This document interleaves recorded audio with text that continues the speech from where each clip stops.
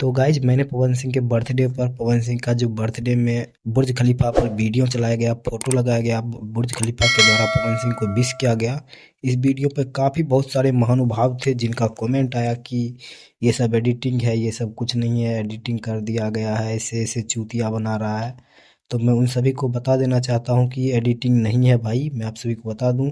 हालांकि बहुत से लोग जानते भी हैं लेकिन फिर भी अपने स्टार को ऊंचा दिखाने के लिए बोलते हैं कि ये एडिटिंग है। लेकिन मैं आप सभी को बता दूं कि आपके स्क्रीन पर स्क्रीनशॉट शो कर रहा होगा, मैं हालांकि चलो फेक बना के डाल दूंगा, लेकिन आपके स्क्रीन पर ऐसा पोस्ट शो हो रहा होगा जो कि बॉलीवुड के तमाम खबर को कवर करता है।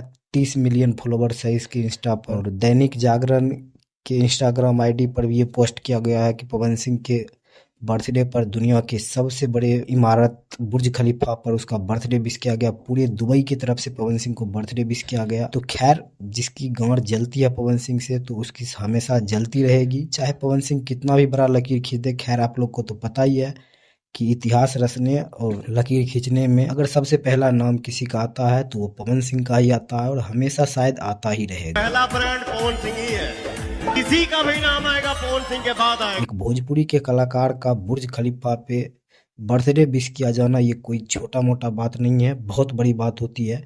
मैंने ये नहीं कहा कि दुबई वालों ने फ्री में कर दिया या पैसे लेके कर दिया।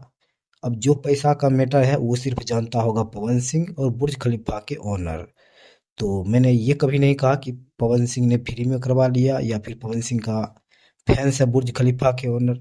पैसे दे के भी किया, इसके लिए भी पैसा होना चाहिए, नाम होना चाहिए, पावर होना चाहिए। तो जिसकी जलती है उसका जलते रहे, हमें उससे कोई लेना देना नहीं है।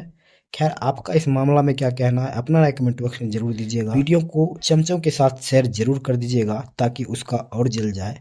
मिलते किसी अगले अपडेट के साथ, तब तक के लिए बाय।